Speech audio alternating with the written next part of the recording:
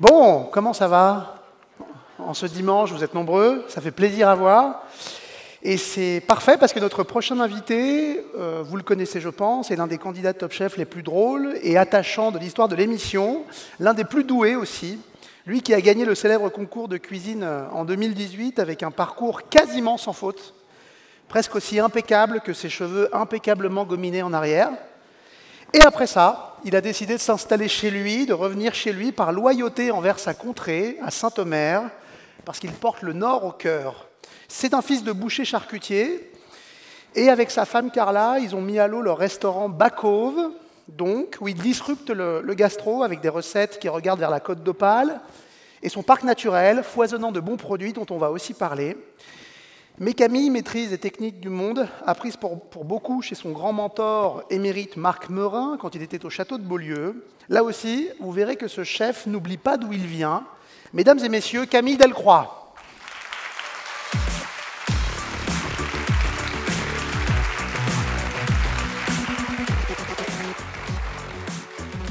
Comment ça va, Camille? Bah ça va bien. Quel effet ça fait d'être ici, dans le Nord, à Haut-Touquet, pas loin de la maison? Ouais, à la maison, ça c'est cool. À la maison. On connaît bien le Touquet parce que quand on veut couper un petit peu, on vient régulièrement ici. Et ouais, c'est super de se retrouver ici avec vous et dans les Hauts-de-France. Ouais. Et alors, l'installation à Saint-Omer, elle s'est faite naturellement pour toi après naturellement, ta grande réussite à Top Chef, faut dire? Ouais, alors moi j'ai toujours été fidèle envers Monsieur Meurin, je l'ai accompagné jusqu'au bout du château, Valentin aussi. Ouais. Alors parlons un peu de Marc Meurin, qui est quand même le maître des cuisiniers du Nord. Ouais, je pense que c'était un peu notre Paul Bocuse à tous, au nord de Paris. Le Paul Bocuse septentrional. Ouais. Et qu'est-ce que c'était comment de bosser pour Marc Meurin dans cet immense et magnifique domaine du château de Beaulieu? Nous, on avait cœur à dire que c'était le paradis et le Walt Disney des cuisiniers.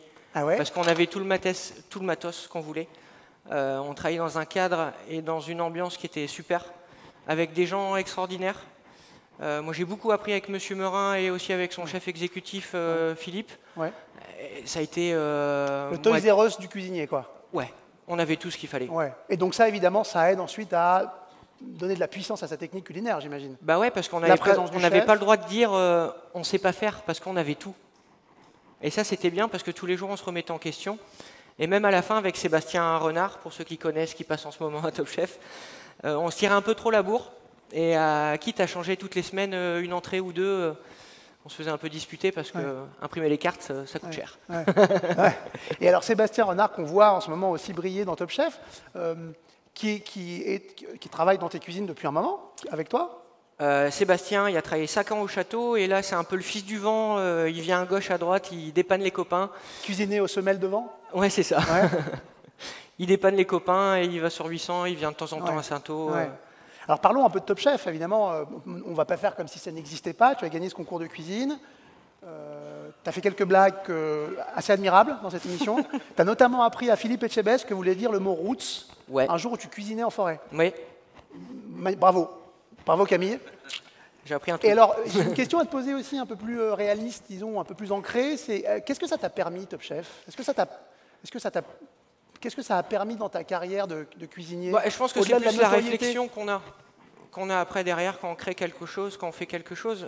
Cuisinier, on est cuisinier déjà avant. On n'apprend pas à cuisiner sur 7 semaines de concours, quoi, en gros.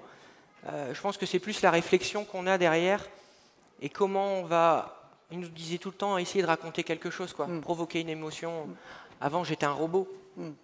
Et après ça, j'imagine qu'on a dû te faire des ponts d'or, non? Pour cuisiner à Paris. Oui, j'ai eu quelques belles propositions. Après, on est bien que chez soi. On est bien que chez soi. Et donc, tu as choisi de revenir à Saint-Omer? En fait, on n'est jamais parti de la région. On a été au château de Beaulieu jusqu'au bout. Et après, on a lancé les travaux. De Bacove.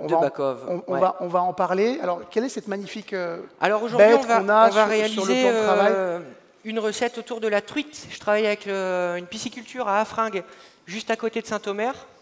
Et en fait, on s'est posé les bonnes questions. On a un poisson qui a 5 ans, qui a bien eu le temps de grossir. Et la première fois que j'ai été, j'étais pas prêt, parce qu'on n'a pas l'habitude d'avoir une qualité de poisson aussi fraîche. Moi, j'ai eu mon poisson vivant. Donc en fait, on l'a reçu et il était trop frais, donc impossible à travailler, compliqué à lever, compliqué à désarrêter. Donc la deuxième semaine, on s'est posé les bonnes questions.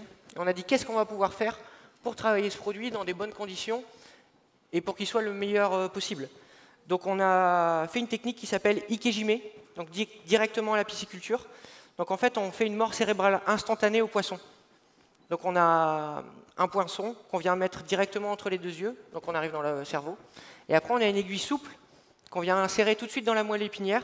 On saigne le poisson et au final, il n'y a pas le temps de développer de toxines. Donc on a un poisson qu'on peut maturer. Et cette truite, elle a 7 jours. Oui, parce que c'est une fausse idée de penser que le poisson, il faut le manger nécessairement absolument si on frais. adapte cette technique, s'il est bien conditionné, moi ils sont dans un frigo où elles sont pendues avec de la pierre de sel d'Himalaya, comme ça, ça absorbe un peu tout l'humidité résiduelle, on voit qu'elle est bien sèche, en fait, c'est pas poisseux. Et comme c'est pas en contact, on le voit bien de tous les côtés, hein, en fait, il n'y a pas de putréfaction qui va se mettre en œuvre. Donc on a un poisson qui est top, quoi. C'est une mort immédiate qui ne... On va le voir tout de suite, je vais le lever, on va s'en rendre compte tout de suite. Et ça a une incidence directe sur la chair. Sur la chair, sur le goût, sur la texture. Et c'est vrai qu'au final, on a quelque chose, vous allez voir. Moi, j'ai trouvé ça assez bluffant la première fois que j'ai fait ça, quoi. Pas gorgé de sang. Ben, on n'a rien, en fait. Et au final, il n'y a rien à faire. Sublime. Parce qu'on a l'habitude de lever notre poisson et derrière de le rincer à l'eau. Mais au final, moins ça voit l'eau, mieux c'est. Oui, parce que ça absorbe un peu d'eau en passant et, bien sûr. Et ça dilue les saveurs, bien sûr, les arômes. Alors l'ikejime, donc c'est un poisson, une manipulation de mise à mort qui a à voir aussi, j'imagine, avec des enjeux de réduire la souffrance. Parce que oui, qui veut dire réduire les toxines, veut dire réduire la souffrance dans la mise à mort. Et la bien mise à sûr, mort... c'était pour l'éthique. La première fois que j'ai été... bon, ils sont très très gentils, hein, mais... c'était un peu sauvage, quoi. Comme quand on est à la pêche, c'est un gros coup de gourdin sur la tête de la truite. Je les mettais dans mon coffre, ça bougeait encore. Donc c'était pas très très cool éthiquement. Et pour moi, je pensais que c'était... Il y avait autre chose à faire. Et j'aimais beaucoup ce produit. Et le fait d'aller chercher son poisson directement à la source, une demi-heure après, il était chez moi pendu, vidé, accroché dans le frigo. Je crois qu'on n'est pas beaucoup à le faire. Ouais. Et parce que c'est une technique sensible, délicate, pas simple, non? Ouais. Et puis le même. C'est un geste technique. De faire en fait la totalité de ça. Bonjour madame. Je crois qu'il y a une invitée surprise. Ce n'est pas Marc Meurin, c'est Rose, la fille de Camille. Ça va, Rose? Il y a papa qui cuisine? Bon. Ok. Et alors on disait, cette technique de l'ikejime, tu l'as apprise où, Camille? Eh ben, j'ai regardé beaucoup de reportages. Ok, des tutos? Des tutos, ouais. YouTube, comme tout le monde. J'ai acheté un kit sur Internet. Voilà, je me suis posé les bonnes questions. La première fois, ça n'a pas été une réussite. Je voyais quand je levais le poisson que je passais à travers. Il y avait une ligne de sang tout le long. Je me suis dit, va falloir s'améliorer là-dessus, quoi. Ouais, il y a une technique de mise à mort parce que la mise à mort d'un animal vivant pour le cuisiner, c'est quand même un enjeu premier de la cuisine. Bien sûr. Qu'on a du mal à penser parce que parfois ça nous dégoûte, on préfère ne pas le voir. Mais ça interroge aussi. Après, il ne faut pas oublier ce qu'on a dans notre assiette. Un moment ou un autre, ça a couru dans une pâture, ça a grandi dans de l'eau. Faut pas oublier ça. Faut pas oublier ça. Moi, je le sais. Moi, ça fait partie de moi parce que j'étais, enfin, je le suis, fils de boucher abatteur. Donc, ça veut dire qu'avec mon père, on allait acheter les bêtes sur pied. Donc, on savait d'où ça venait. C'est un steak. Faut pas oublier qu'avant, ça broutait de l'herbe. Ça a été un vivant. Ouais, voilà. Ça, faut pas l'oublier. Et je pense que ça, malheureusement, ça se perd. On va en parler aussi, ça, sur une prochaine scène avec Damien Laforce, sur cette question de la mise à mort. Alors, l'ikejime, tu le fais quand même pas pour tous tes produits. Par exemple, les crevettes grises, tu les tues pas une à une dans l'ikejime, non? Un petit peu long, ouais. Ouais, t'as autre chose à faire. Ouais, quand même. Ça serait un petit peu long, ouais. J'ai essayé avec les moules, mais bon, ça n'a pas marché non plus. Alors, qu'est-ce qu'on va faire avec cette truite, cette magnifique truite, Camille? Donc là, en fait, pareil, souci d'éthique. Parce que quand on a un filet de truite, on a toujours une partie qui est un peu moins bien, qui est la queue, qui est plus fibreuse, plus dure à manger. Et j'avais la chance que les 6 premiers clients, ils avaient un super beau baron de saumon et tout, puis après, ils se tapaient la partie ventrale et la queue. Au bout d'un moment, ça m'a un peu saoulé parce que je voulais que ça soit plus régulier que ça. Donc en fait, on a levé entièrement les barons. On a enlevé toutes les impuretés qu'il puisse avoir. Les barons. Donc là, il est en train de les arrêter. Ouais. Donc en fait, toute la partie dos, D'accord. la partie ventrale et les deux queues en fait. Ça, on enlève toutes les parties nerveuses. Donc tu vas chercher la chair la plus dense, la plus belle. Oui, puis on va voir un petit peu un pêle-mêle. En fait, on va faire un gros boudin qu'on va rouler dans de l'algue nori et de la laitue de mer séchée. Et ce qui est génial en fait avec l'algue nori, c'est que c'est une colle naturelle. C'est très bon pour la santé, mais c'est aussi ça colle naturellement. Et en fait, on fait ça. Donc là, j'ai pris un peu d'avance parce que ça, on le fait confire 1 heure à 52 degrés. Donc on obtient un gros boudin. Et à chaque fois qu'on va tailler une tranche, on aura un morceau de dos, un morceau de ventre, un morceau de queue. La truite reconstituée dans ses parties. Ouais, et comme ça, tout le monde aura quelque chose. Et ça, on vient le servir en fait avec des salsifis qu'on va cuire en fait, qu'on va venir confire dans un jus de volaille, mais très très longtemps. Alors, donc on va avoir des bonbons. Excuse-moi de te couper, je crois qu'il y a des morceaux de dégustation de truite qui sont dans le public, qui sont passés, non? Certains l'ont eu. Pour les chanceux. Ouais. Moi, j'en ai pas eu, malheureusement. Mais si, regarde, mauvaise langue. Ah, c'est vrai, excuse-moi, pardon. Donc en fait, bon, je goûte. On a tourné autour de ça, en fait. On voulait, parce qu'on a aussi la chance d'être dans le marais de Saint-Omer, où on a une grosse culture maraîchère. Et on sert ça, en fait, avec des salsifis qu'on va venir confire dans un jus de volaille. On a une crème de champignons qui nous vient de la champignonnière la GAEC Bio Marais à Tilk, qu'on fait avec la poudre de champignons qui vient de chez eux. On fait une émulsion, un sabayon plutôt, au vinaigre de noix qu'on a lancé au mois d'octobre à la fin des travaux.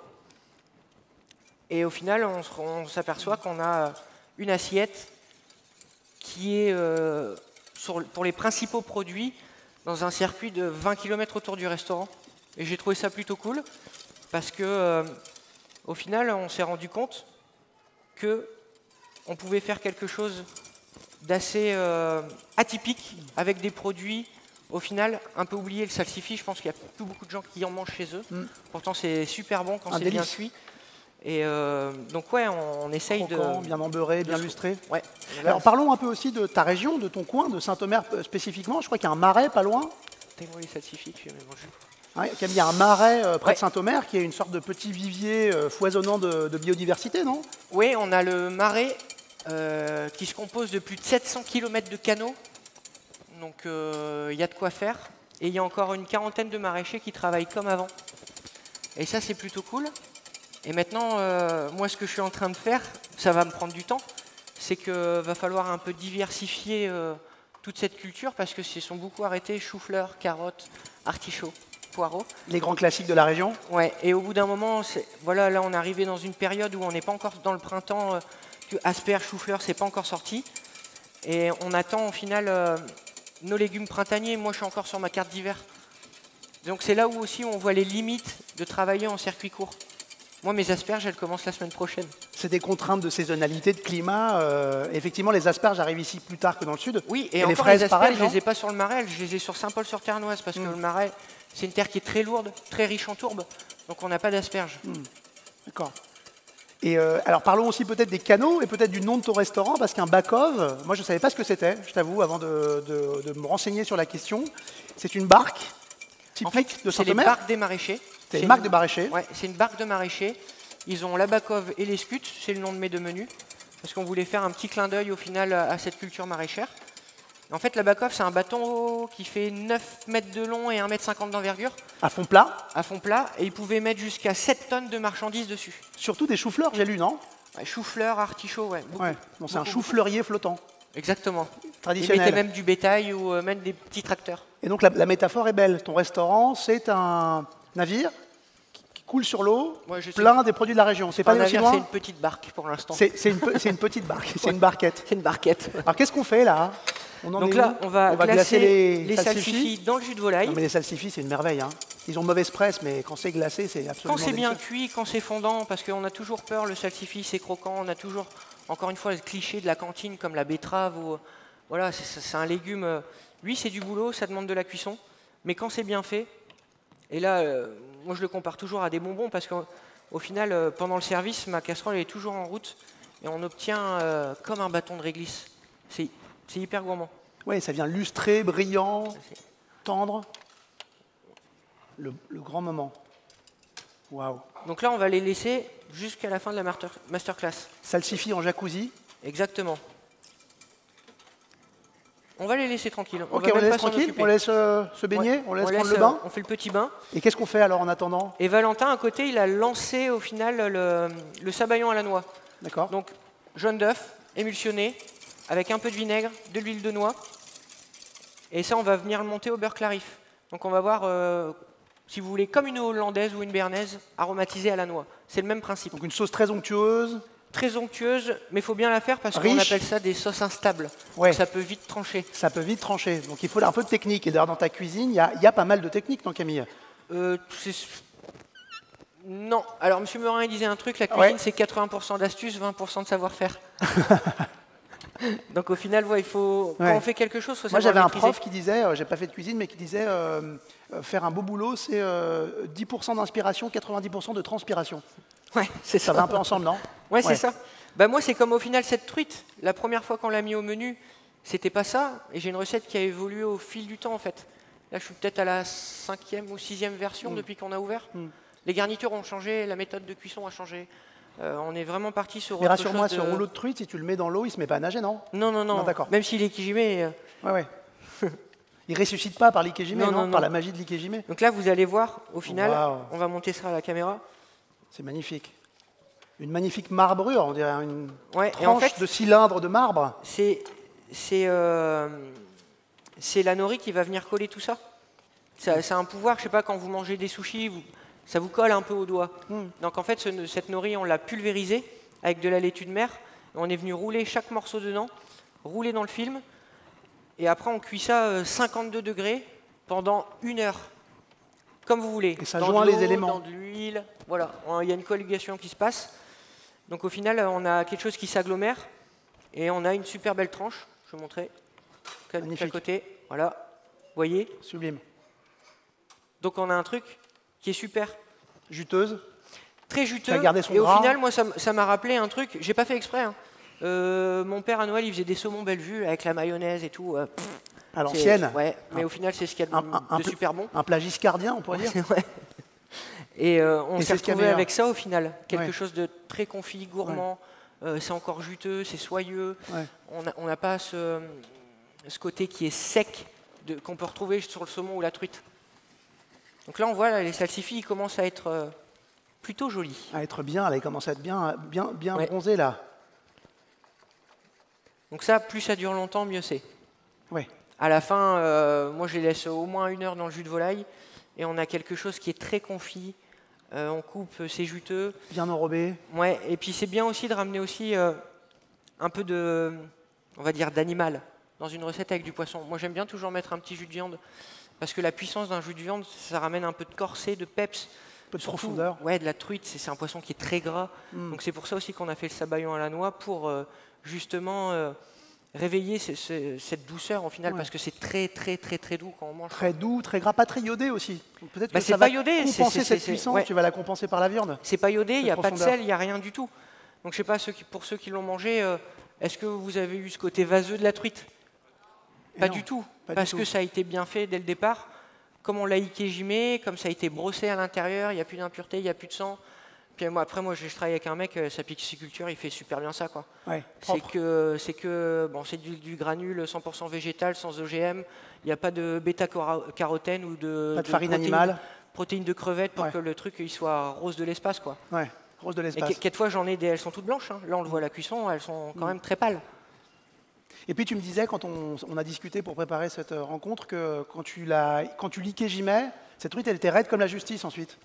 Ouais, bah là, on l'a vu, elle avait encore 1 semaine. Hein. Ouais. Il y a un plaisir des mots aussi chez toi qui, je pense, fait ton tempérament, non? On fait ça, mais cuisinier. Honnêtement, je ne sais pas si on a le temps et ça nous met dedans. Mais juste, c'est un kiff de le faire parce que... Bonjour. Ah, merci alors, Kevin. Santé. Merci beaucoup. Merci beaucoup. Alors, évidemment, tout ceci était prévu. Hein. Tout ceci est scénarisé. Tout est sous contrôle. Un peu de bière? Oui. On prend rendez-vous pour après. Donc au final, elle est bonne. Elle irait très bien avec la truite. Ah, il ira bien avec la truite. C'est un bel accord bière truite au salsifis glacé, non? Faites pas vos mijaurées, hein, buvez un coup. Allez-y, vous pouvez boire un coup. Hein. Personne ne vous regarde, ne vous inquiétez pas. D'ailleurs, en fait, si beaucoup de monde vous regarde, et d'ailleurs j'en profite pour saluer les gens qui nous regardent donc en présentiel dans cette salle, mais aussi en streaming, en distanciel, on les salue pendant que ces salsifis glacent doucettement. Ça commence à sentir assez bon là. Hein. Peut-être caramélisation un peu acide, là, on adore. On n'est pas trop loin de la vérité, je de pense main, qu'on là. va pouvoir commencer à Ce petit coup de main fascinant. adresser tout doucement. On va commencer à dresser là? Ouais, je sais pas, on est comment niveau temps? On est très bien niveau temps. Très bien, on est très Ouais. bien. Donc voilà, moi je profite aussi de cette scène aussi pour remercier un grand monsieur qui est présent dans la salle aujourd'hui, qui m'a appris beaucoup pendant longtemps. Parlons-en, c'est important. Et on voulait rendre un petit hommage, même un grand hommage, à un grand monsieur de la gastronomie des Hauts-de-France, c'est Marc Meurin. Il est là dans la salle? J'aimerais bien qu'il vienne Marc, avec moi sur sa scène. Est-ce que vous voulez monter sur scène, Marc? Ça nous ferait très plaisir de vous avoir. Mesdames et messieurs, Marc Meurin.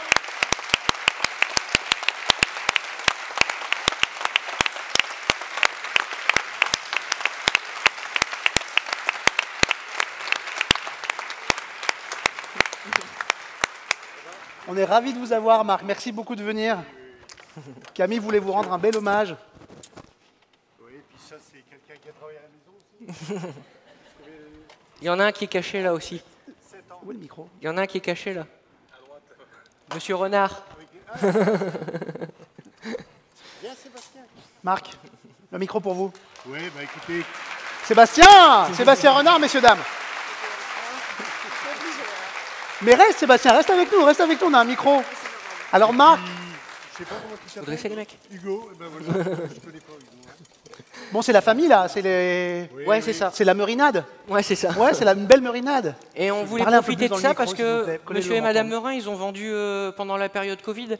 Ouais, j'ai entendu parler de ça. Alors, mais vous avez été évidemment l'hôte des bois, des beaux bois Ouais. du domaine de Beaulieu pendant Et ils sont combien de passés temps, un Marc petit peu par la petite porte. Et nous, on voulait leur rendre hommage aujourd'hui.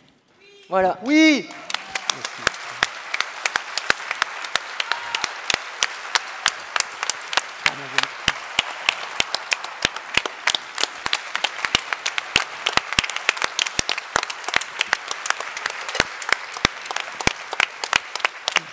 C'est gentil, merci. Donc c'est vrai qu'on a eu la chance d'avoir des super équipiers avec soi, hein, parce qu'il ne faut jamais oublier que dans notre métier, pour réussir, il faut être deux. Soit, comme c'est le cas, Camille est en cuisine et son épouse Carla se sont rencontrés au château. Son épouse, sa compagne, et elle est en salle. Et elle était en salle au château. Donc c'est très bien comme ça pour qu'une affaire tienne debout, quoi, hein. Ensuite, que dire de Camille? Ben, c'est quelqu'un qui a beaucoup d'originalité. Il était comment en cuisine, Camille, à Beaulieu? Il faisait Bah, beaucoup de blagues? Voilà. Déjà? Non, mais on Ouais. sentait déjà que c'était quelqu'un qui était fait pour diriger. Il ne serait jamais resté cuisinier tout le temps. Je sais qu'un jour ou l'autre, il s'installerait. Alors, il y a les Chebès qui m'avaient téléphoné il y a une paire d'années de ça, et il avait dit, écoute, Marc, je vais ouvrir mon restaurant à Bordeaux, et je suis très intéressé parce qu'il avait fait l'émission Top Chef avec Camille. Et j'avais dit à Camille, bah, écoute, il n'y a aucun problème. Donc Camille devait partir. Et puis là-bas, ça a pris du retard, Eschebech à Bordeaux. D'ailleurs, il a ouvert il n'y a pas longtemps cette année. Et avec deux ou 3 ans de retard. Et je dis à Camille, fais attention, reviens toujours dans la région parce que tu es un gars du coin. Les gens l'adorent. Les gens venaient au restaurant, ils passaient en cuisine pour dire bonjour à Camille et tout. Donc je dis ça, il ne faut pas oublier. Et c'est ce qu'il a fait et je suis très heureux. Hein, et je pense que par la suite, c'est quelqu'un qui va aller très haut. Voilà, bravo à lui. Alors ici, vous avez un deuxième phénomène aussi. Un deuxième petit phénomène. Sébastien. C'était une bonne écurie quand même, le de château. De l'écurie Meurin. Alors Sébastien. De l'écurie Meurin Formule 1. Voilà. Alors C'est ça. Sébastien, c'est quelqu'un qui est un peu, je ne vais pas dire, c'est quelqu'un quelquefois d'imprévisible, hein, D'accord. mais il y a toujours des idées, des choses qui sont très très bien faites. Il y a quelquefois, il amène. Moi, je dis toujours que la cuisine, l'originalité, c'est la victoire de la curiosité sur l'habitude. C'est-à-dire qu'il y a des gens, ils voient des produits, ils vont voir une pomme de terre, ils vont dire. Venez, Marc, venez, mettez-vous ici, prenez la lumière. C'est avec une pomme de terre, on fait que des frites. Oui. Hein. Et puis il y en a d'autres qui vont dire, bah non, on va faire un dessert, on va le sucrer, on va couper des fines tranches. Vous voyez ce que je veux dire? Donc moi, j'ai toujours parti sur ce truc-là. Bon, alors pour parler un peu de la cuisine, c'est ce qu'il disait tout à l'heure. Moi, quand je faisais des cours de cuisine, je disais aux gens, il faut des produits extraordinaires au démarrage. On ne peut faire du bon qu'avec du très bon. Alors, ça, ils ont très bien compris. Et après, c'est 20% de produits et après 80% d'astuces. Parce que si vous n'avez pas les astuces, ça ne fonctionnera pas. Et oui, la cuisine, ça reste de l'astuce appliquée, non? C'est de l'astuce Sur un beau appliquée, produit, des petits trucs, bien sûr. c'est beaucoup d'expérience aussi. Ouais. Donc, et puis moi, à chaque fois que j'avais un truc, une recette ou une trouvaille, ben, on l'a partagée. Et c'est pour ça qu'aujourd'hui, et ça c'est très bien. Vous avez fait école au sens Voilà, propre. on a fait école et on a c'est fait bien, une 3. émission il y a 8 ou 10 jours, quoi, à travers lesquels on a recensé les gens qui étaient installés. Donc on a à peu près une trentaine de, je vais dire des jeunes. Parce De que vos anciens. Moi je bordure, moi j'ai 69 ans, donc quand ils ont une trentaine d'années, on appelle ça des jeunes. Et il y a une trentaine aujourd'hui qui sont installés dans la région, quoi, hein. C'est beau. Donc c'est une belle, pour moi je suis très heureux, quoi. Plusieurs des chefs, évidemment, qu'on a contactés Oui, même ont des tenu chefs à qui ont vous passé rendre ici, hommage, hein, évidemment. Oui, voilà. Ouais, Il y a comment il s'appelle il y a Gérald qui a travaillé à la maison, qui je ne sais pas s'il fait une démo ici, non? Gérald Guy. Oui. Oui, sa Non, pâtissière. Gérald. Après, il y avait Diego, Diego avec bien son. sûr, Ouais. qui vous a Donc, rendu il hommage, il a notamment travaillé par son 5-6 entrée. ans à la maison. Il a fait une entrée de champignons qui est votre Oui, mousse de oui. champignons iconique, si je puis dire. La crème de champignons. Crème de Après, champignons, après, il y a pardon. quand même son petit coup de patte qui vient. Bien sûr. Heureusement. Il a fait une bouchée hommage Ouais. à vous et à Sainte-Anne, qui sont les deux grandes figures. Oui, oui, absolument, Ces absolument. deux grands maîtres en cuisine. Donc voilà, donc moi je suis très fier de voir la réussite des autres, hein. On dit toujours le bonheur, pour qu'il soit entier, il faut qu'il soit partagé. Donc moi quand C'est je beau. vois des équipes comme ça, bon ben je suis content, quoi. Vous avez de belles maximes. Moi je suis content du bonheur des autres, hein. C'est beau. Ça s'applaudit. Voilà. Bravo. J'ai une question pour Camille et Sébastien aussi. Quelle recette, grande recette, vous retenez de Marc Meurin? Qu'est-ce qui vous vient comme ça spontanément? Qu'est-ce qu'on cuisinait à Beaulieu il y a 10 ans? Vous y étiez il y a une dizaine d'années? Alors moi, Ou avant? juste une anecdote. Ouais. Le midi, on était fermé au gastro, du coup, on donnait un coup de main à la brasserie. Il y a un client qui arrive, il dit « Je veux une entrecôte et des haricots ». Bon, je dis « Ok, pas de problème ». Monsieur Meurin, il arrive, il dit « Tcho, je m'occupe des haricots ». Monsieur Meurin a fait les haricots, il en a fait plus, il dit « Goûte mes haricots ». On goûte les haricots, on se regarde, on dit « Ah, putain, c'est bon ». Et c'était juste des haricots avec un pion d'ail et du beurre. Et monsieur Meurin, il nous regarde, il dit « Papy, il y en a encore sur le pied, hein ». Puis il s'en allait. Voilà. Mais c'était tous les jours comme ça. On travaillait dans une ambiance, c'était hyper familial. Et au final, il n'y avait pas de compétition. C'était hyper enrichissant. Et moi, ça a été 10 belles années de ma vie. Ça se voit et ça se sent quand vous en parlez entre vous et en présence du chef. Voilà.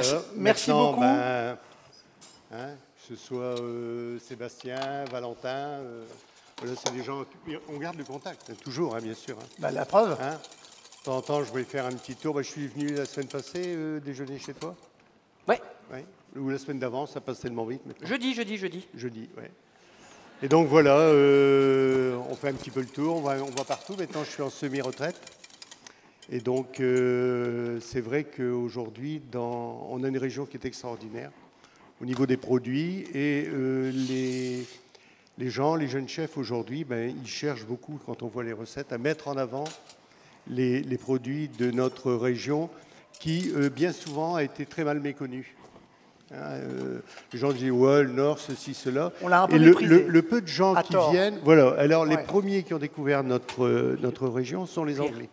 À chaque fois qu'ils venaient, ils disaient la France est un immense jardin et en fonction de où on se trouve, il y a des spécialités, des choses comme ça que nous on n'a pas en Angleterre. Même si les Anglais ont très très fort évolué aujourd'hui au niveau de leur cuisine. Comme si chaque région était un lopin agricole. Oui, absolument. Avec sa diversité, sa Et singularité. que ce soit la truite, que ce soit tous les produits qui sont proposés aujourd'hui, ben, à chaque fois, il y a un petit clin d'œil à notre région, quoi. Magnifique. Et c'est pour ça qu'on est là, c'est pour ça qu'Omnivore est venu au Touquet d'ailleurs, pour voilà. mettre Et ces beaux terroirs je voulais en mettre avant. en avant aussi Carla. Laisse tomber.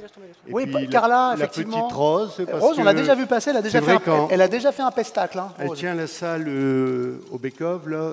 C'est quelqu'un qui est Mais oui, Carla, extraordinaire. Elle est avec Rose. où es-tu, Carla? Elle est avec Elle est Rose. avec Rose. Bon, elle a du pain sur la planche. Oui, absolument. Elle est Bon, là, mais- la trottinette. Je cherche la trottinette. Voilà. Bon, ben, merci infiniment. Bah, c'est moi qui vous remercie. Mesdames et messieurs, on applaudit Marc Morin très fort. Merci.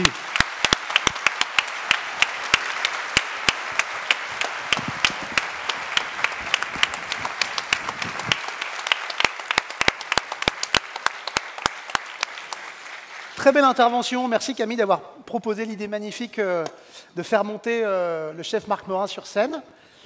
Alors j'ai l'impression que c'est dressé. Vous avez bien bossé pendant qu'on discutait. Oui, on en a Efficacité, profité un petit peu. Hein. c'est-à-dire vous avez mangé une assiette? Ah non, Non, vous non, êtes non, non. du discours, du propos, de Ouais. la présence de Marc Morin, bien sûr. Donc là, c'est Ok. très simple. Voilà, Hmm. on a juste mis notre Sublime. médaillon, on a vraiment les salsifis, vous voyez, je sais pas, un petit retour, voilà. On a les salsifis qui sont très très caramélisés, vous voyez, ça a bien confit Ouais. là-dedans. Ouais. Quelques petits copeaux de champignons crus, parce qu'on a fait la grande crème de champignons de Monsieur Morin aussi. Je pense que c'est vraiment Qui un ne la truc, fait pas, hein? Ouais, c'est ça. Vous avez tous C'est- gardé ouais, ça, Ouais, mais tous. C'est votre marque de fabrique culinaire, hein, Tous, aux ouais. merinistes. Ouais, c'est ça. Et voilà, donc on a notre truite, et là on vient juste mettre notre sabayon à la noix. On est généreux. Hein.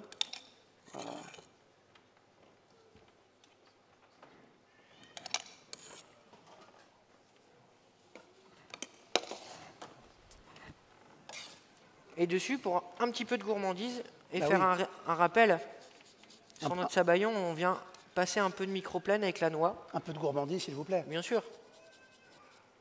Avec cette crème qui va venir lier le plat, j'imagine. Exactement. Hein, qui est, la sauce est le verbe du plat, disait un Ouais, c'est ça, c'est cuisinier célèbre, hein. hyper important. La sauce, au final, c'est ce qui fait tout dans le plat. Et là, on la utilise deux fois. C'est ce qui le met en branle, c'est ce qui le On met en a mouvement. confit les salsifis dans le jus de volaille, on a cette crème de champignons qui est très puissante, on a cette truite qui est là un petit peu pour venir apporter de la gourmandise avec la sauce au final. Magnifique. Donc, moi, j'ai un peu cette cuisine aussi, où au final, je travaille plus mes accompagnements que ma pièce principale. D'accord, donc l'élément secondaire devient pas central Mais je pense dans ton qu'on plat. devient un petit peu tous comme ça. Ouais. On est vraiment une région agricole, je pense. Et je pense qu'on est tous un peu partis là-dedans. Ismaël le présente très bien en disant « je suis au service du végétal et pas de l'animal C'est joli. ». Ouais. Mesdames Voilà. et messieurs, Merci salle à vous. d'applaudissements pour Camille Delcroix et cette magnifique truite en ikejime, salsifis et sabayon à la noix. Merci messieurs. Camille, on se retrouve à Saint-Omer alors, Quand dans vous ta voulez. belle ville de Saint-Omer. Ouais. Je crois que tu es plein en ce moment à craquer, non? Ça marche à fond les ballons là. Ça marche bien. Ouais, ça marche bien. Là, on ferme 2-3 jours pour souffler un petit peu avec ma femme et ma fille. Ouais, vous avez bien Eux raison. aussi, parce que les costauds, ils sont fatigués. Enfin, ils mangent bien à la cantine, hein, ça se voit. On les nourrit bien chez Bakov. Donc ouais, non, on prend un peu de recul là, on se penche bien sur notre carte de printemps qui va arriver. Et surtout, il faut savoir prendre le temps de bien faire les choses. Donc là, on coupe, on va diminuer un petit peu la capacité du restaurant aussi. On faisait des services à 45 et c'est un peu chaud. On Travailler mieux, plus précisément, fait- Ouais, puis pour le confort de tous. et puis pour le confort de tous. Confort de tous. Moi, demain, si j'ai plus personne avec moi, je ferme ma boutique. Et j'ouvre une friterie avec Flo. Allez, il t'attend, je crois qu'il t'attend pour que vous en parliez justement dehors. Merci Camille. Merci à vous. On le retrouve chez Bakov à Saint-Omer. Un tonnerre d'applaudissements pour Camille Delcroix. Merci.